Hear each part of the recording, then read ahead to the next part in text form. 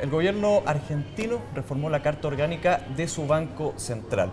Uno de los objetivos es entregarles metas distintas al ente emisor, como por ejemplo impulsar el desarrollo financiero y el crecimiento económico con equidad social y por sobre todo tener dineros frescos en sus cajas para poder llevar a cabo algunos elementos, algunos factores, como por ejemplo pagar deudas, uno de los temas que se está discutiendo. Aquí hay un tema por supuesto que tiene un alto impacto a nivel político y para eso justamente queremos hablar sobre qué está sucediendo en Argentina con este tipo de medidas y el contexto que se da.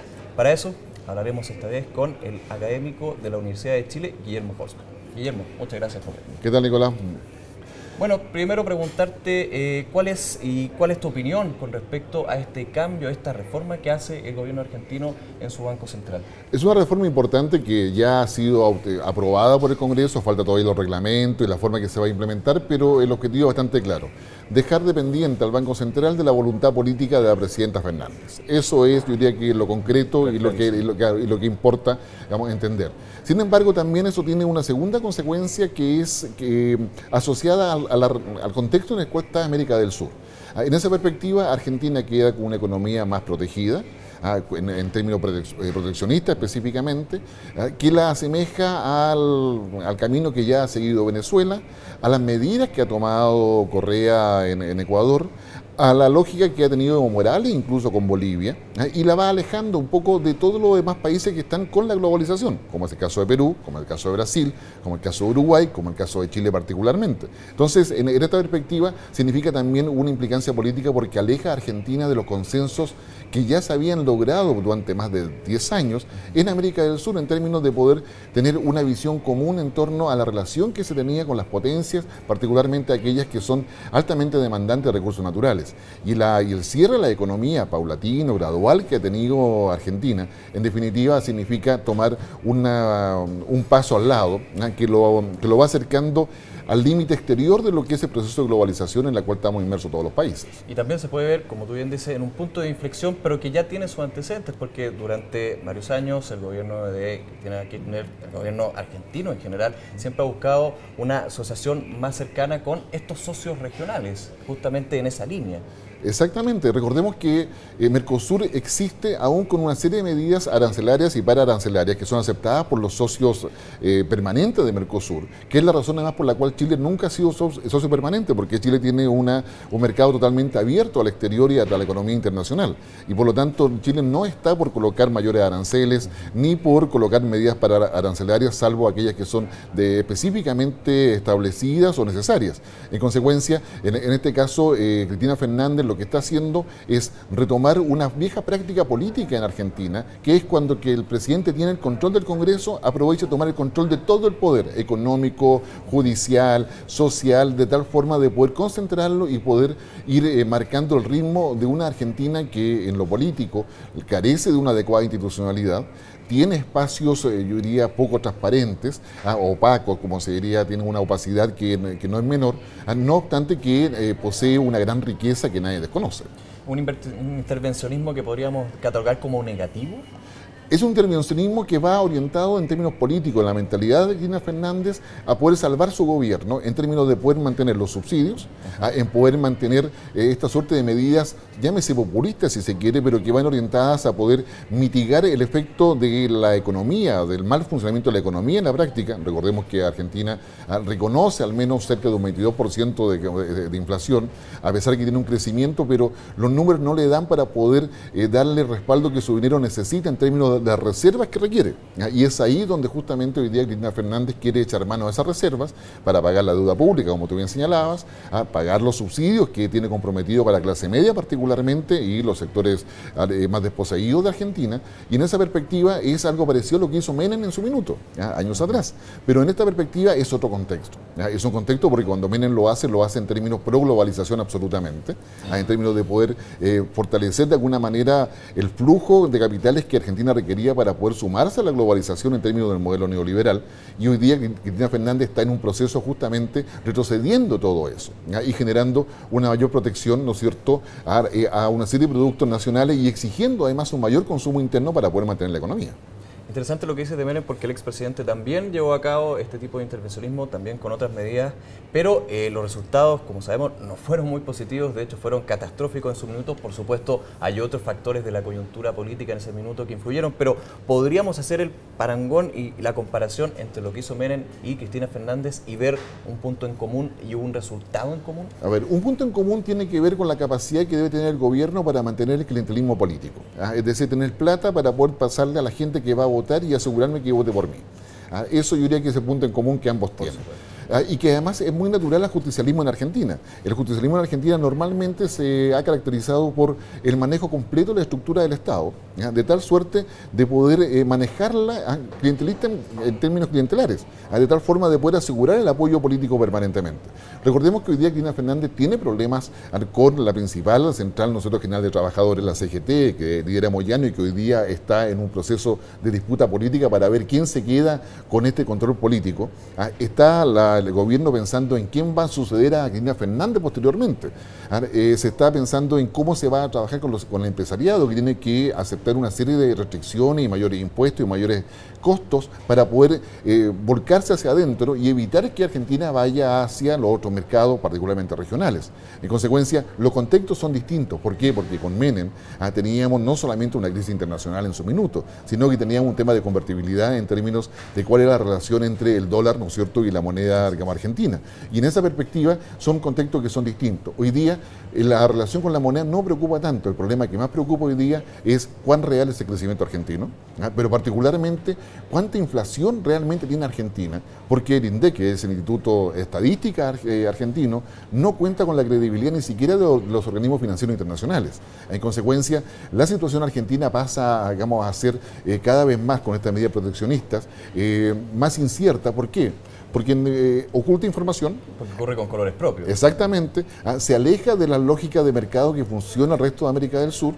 Y en tercer lugar, va colocando medidas que en un caso puede afectar a Chile, como nos pasó con las salvaguardias que ha colocado las exportaciones chilenas.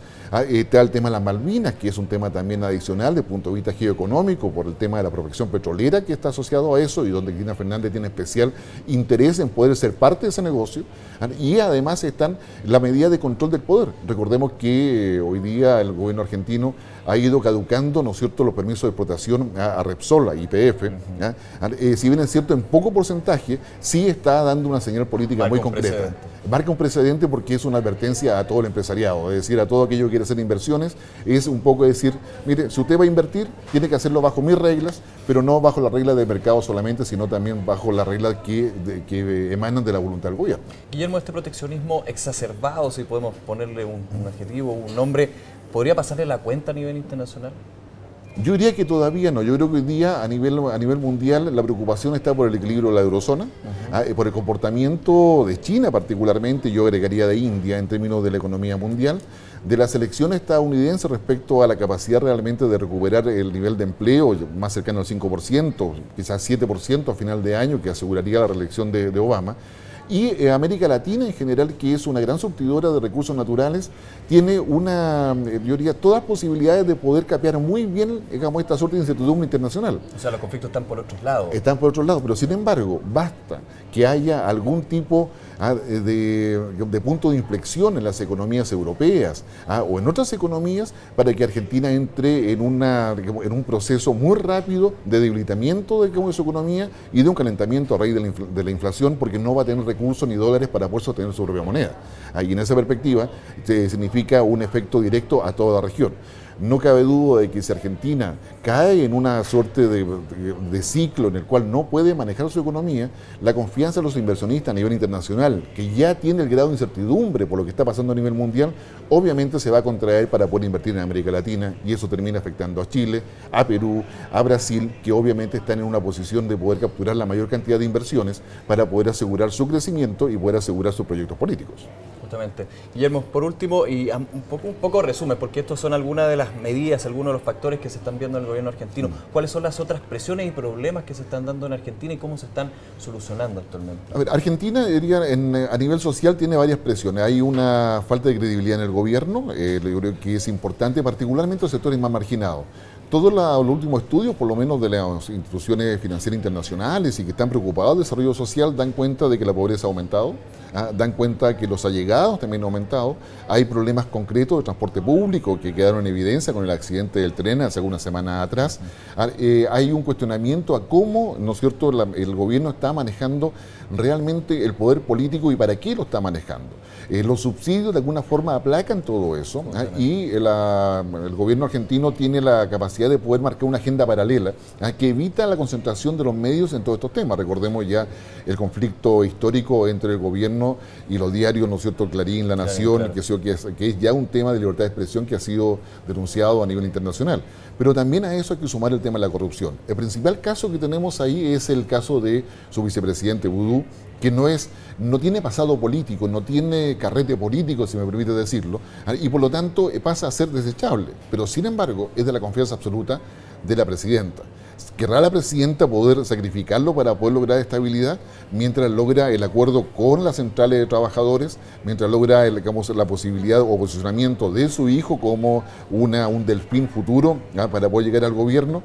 Y a eso sumémosle la relación con Chile, que se ha logrado superar bastante bien con la visita, ¿no es cierto?, que hizo a nuestro país, pero también está el tema con Gran Bretaña, que en definitiva no pasa a ser un tema simple en términos de que Argentina está pidiendo la soberanía con dos motivos, con dos objetivos. Uno, lograr la reivindicación soberana que siempre ha manifestado sobre las islas, y en segundo lugar, mantener una agenda interna asociada a un nacionalismo en términos de la defensa de las islas.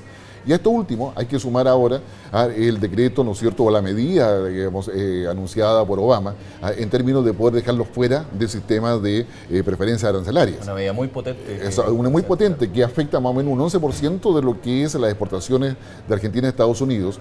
No es tanta la plata, son alrededor de 5.000 millones.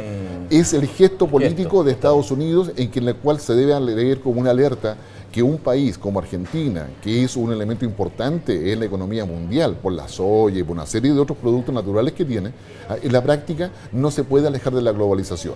La alerta hay que leerla, yo creo, en esa lógica. ¿Esa alerta se podría leer como que Estados Unidos ve a Argentina una nueva Venezuela?